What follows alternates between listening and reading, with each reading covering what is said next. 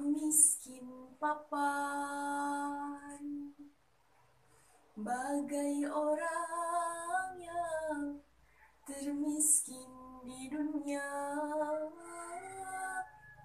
Sepiring nasi, secangkir kopi, sering tak dapat aku nikmati. Tapi kini oh alhamdulillah, walau tak kaya bergelimang harta, tapi hidupku cukup bahagia karena usaha daya upaya. Bismillahirrahmanirrahim. Assalamualaikum warahmatullahi wabarakatuh.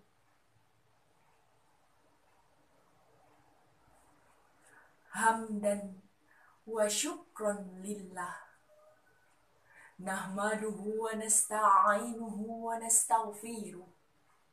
Wa na'udzu billahi min syururi anfusina wa min sayyiati a'malina.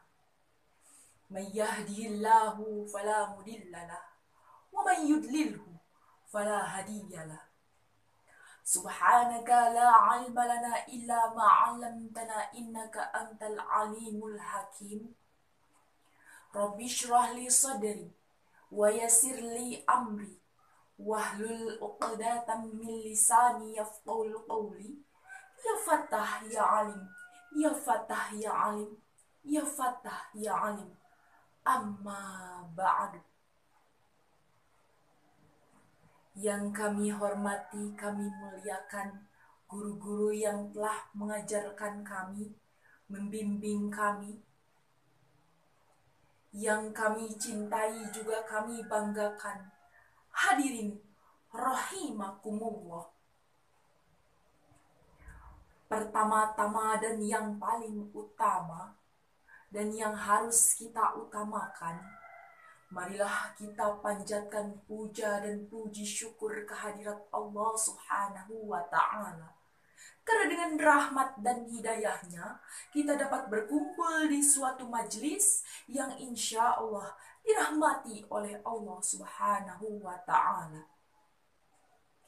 Salawat beriringkan salam, semoga tetap tercurah limpahkan kepada junjungan kita, Habibana wa Nabiyana Muhammad sallallahu alaihi wasallam, kepada para keluarganya, para sahabatnya, para tabi'in-tabi'innya, dan kepada kita selaku umatnya yang insya Allah taat dan patuh pada ajarannya hingga yaumil akhir dan mendapatkan syafaatnya yaumil jaza wal hisab. Amin Allahumma. Hadirin rahimakumullah. Tawakal itu menyerahkan diri kita kepada Allah Subhanahu wa ta'ala, sehingga hilanglah keluh kesah, hilang semua bentuk ketidakpuasan atas apa yang Allah berikan kepada kita. Dan dengan tawakal ini menjadikan hati kita tenang dan tentram, was-was hilang. Karena kita menyandarkan segala sesuatu urusan kita kepada siapa? Kita menyandarkan segala sesuatu urusan kita kepada Zat yang Maha Kuasa. Tapi kita mesti ingat, kaidah daripada tawakal itu adalah setelah berusaha. Jangan katanya orang berbicara hanya tawakal-tawakal saja. Akan tetapi kita mesti berusaha dan tawakal tadi mengiringi usaha tersebut. Dulu ada seorang laki-laki datang ke masjidnya Rasulullah Sallallahu Alaihi Wasallam. Dan Rasulullah Sallallahu Alaihi Wasallam melihat laki-laki ini tidak mengikat untanya. Kemudian Rasulullah bertanya, "Mengapa engkau tidak ikat itu unta?" Laki-laki itu menjawab dengan bahasa tawakal, "Kami bertawakal kepada Allah ya Rasulullah. Kalau sudah Allah jaga, tidak akan hilang." Kemudian Rasulullah Shallallahu Alaihi Wasallam menegur laki-laki ini, "Iqil fatawakal, ikat dulu, baru bertawakal." Begitu pula dalam segala urusan kita dan usaha kita. Kita mesti lakukan dengan dua hal. Yang pertama, kita hadapkan diri kita kepada Allah Subhanahu wa Ta'ala. Di separuh perjalanan kita hadapkan kepada Allah Subhanahu wa Ta'ala. Yang kedua, kita usaha secara lahir. Menuntut ilmu pun demikian. Makanya tidak ada orang ingin hafal Al-Quran, ia hanya tempuh dengan ibadah puasa, contohnya. Tidak ada itu semuanya. Akan tetapi apa?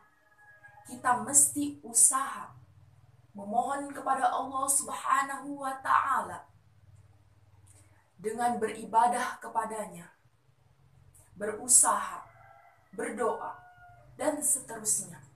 Sambil apa? Terus menghafal, dan menghafal. Demikian dalam urusan rezeki. Begitu pula sebaliknya. Tidak dibenarkan seseorang apabila ia usaha terus-menerus tanpa bertawakal kepada Allah Subhanahu wa Ta'ala. Dan hal ini merupakan kekeroposan iman kita. Seringkali kita dalam melakukan suatu pekerjaan, kita hanya mengandalkan akal kekuatan kita. Sehingga kita lupa bahwa kita punya Allah Subhanahu wa Ta'ala. Dalam bekerja, seringkali kita menggunakan akal kecerdasan kita dalam hitung-hitungan ekonomi, contohnya. Kemudian kita lupa bahwa di sana ada Allah Subhanahu wa Ta'ala. Lupa bahwa kita punya Tuhan Allah yang bisa mempermudah sekaligus mempersulit urusan kita. Hadirin rahimakumullah. Contoh saja, seorang ibu yang anaknya ini sedang sakit. Kemudian dibawalah anak ini ke rumah sakit dengan segera oleh ibunya. Karena saking cintanya seorang ibu ini terhadap anaknya. Ia tidak ingin anaknya terus-menerus berlarut dalam rasa sakitnya. Sehingga dibawalah anak ini ke dokter. Dan hal ini merupakan pekerjaan yang cerdas. Bukan malah dibiarkan begitu saja. Akan tetapi diobati. Akan tetapi kita ingin tahu siapa daripada seorang ibu yang ketika membawa anaknya itu ke rumah sakit, ia ambil air wudhu, mendirikan sholat 2 rakaat, namanya sholat hajat. Semoga hajatnya dikabul oleh Allah Subhanahu wa Ta'ala, yaitu hajat demi kesembuhan anaknya. Siapa? Yang ada, kita sering lupa terhadap Allah Subhanahu wa Ta'ala. Yang kita ingat hanyalah dokter spesialis yang dapat menyembuhkan serta mengobati anak saya. Padahal semuanya pun dari Allah Subhanahu wa Ta'ala. Sehingga ada 2 kutub ekstrim di sini. Memohon kepada Allah Subhanahu wa Ta'ala tanpa usaha. berusaha terus-menerus tanpa memohon kepada Allah Subhanahu wa Ta'ala juga tidaklah benar. Maka kita perlu dalam setiap melakukan pekerjaan kita, hendaknya kita dimulai dengan yang namanya usaha, kemudian memasrahkan segala sesuatunya kepada Allah Subhanahu wa Ta'ala. Begitu pula dengan para ustadz dan ustazah. Dan ini menjadi cambuk bagi diri kita semua. Imam Nawawi mengatakan bahwa, hai ustadz dan ustazah, engkau ini mengajarkan umat, engkau ini berceramah. Akan tetapi, apakah tadi malam engkau sudah menyerahkan urusan dan perkara ini kepada Allah Subhanahu wa Ta'ala? Ataukah kita hanya mengandalkan kecerdasan dan kefasihan lidah semata? Selesai. Apakah seperti itu? Na'udzubillah. Summa na'udzubillah. Memang kita perlu yang namanya berupaya sekeras mungkin agar kita dapat didengar oleh banyak orang. Akan tetapi, di sini kalimat yang kita susun, materi yang kita berikan, sudahkah kita memohon kepada Allah Subhanahu wa Ta'ala? Sehingga Imam Nawawi pun mengatakan,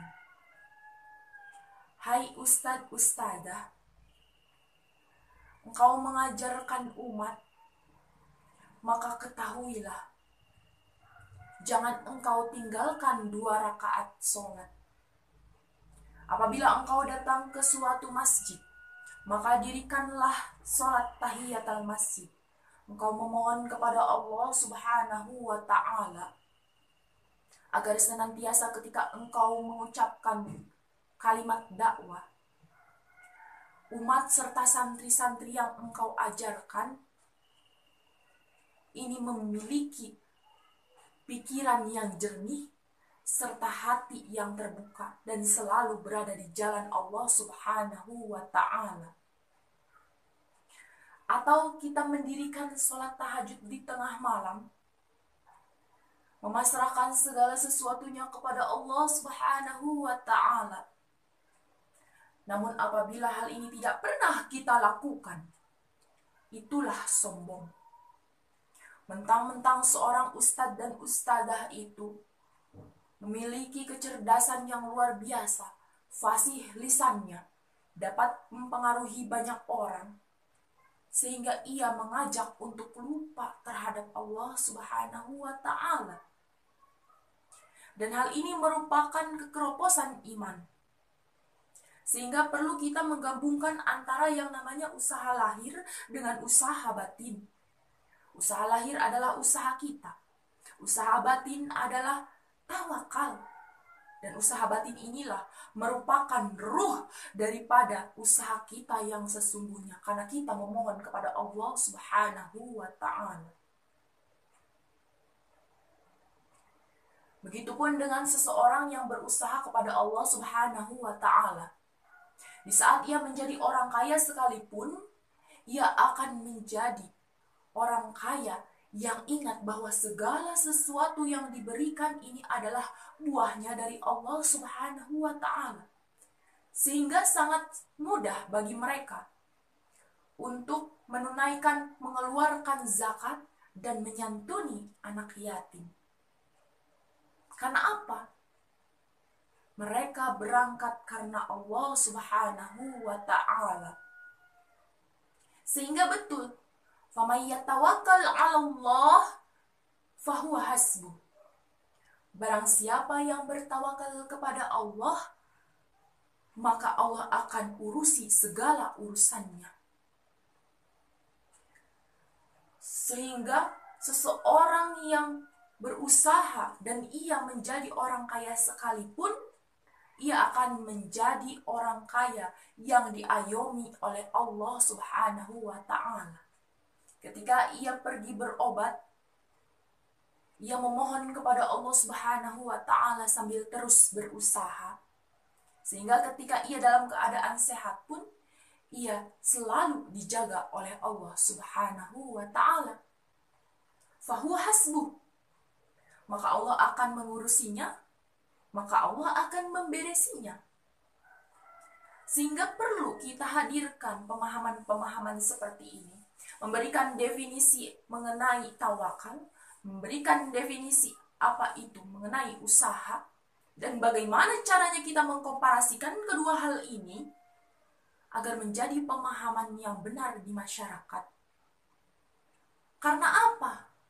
Konsep ini pincang tadi. Ada orang yang bertawakal tanpa berusaha. Ada orang yang berusaha saja tetapi tanpa bertawakal kepada Allah, dan ini merupakan hal yang paling banyak. Maka marilah kita menggabungkan kedua hal ini. Menggabungkan tawakal kita atas setiap usaha, upaya yang kita lakukan di dalam kehidupan kita. Allah lah yang memilihkan untuk kita.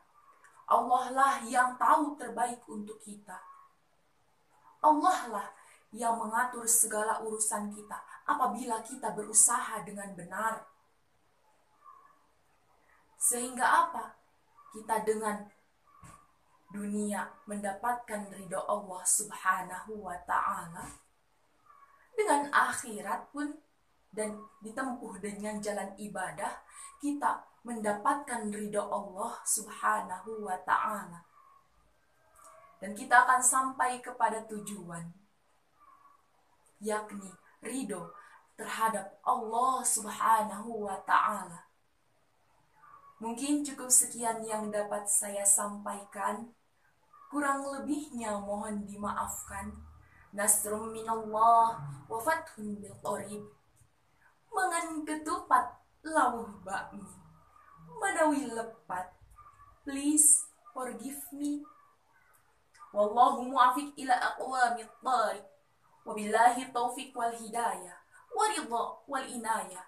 Wassalamu alaikum warahmatullahi wabarakatuh.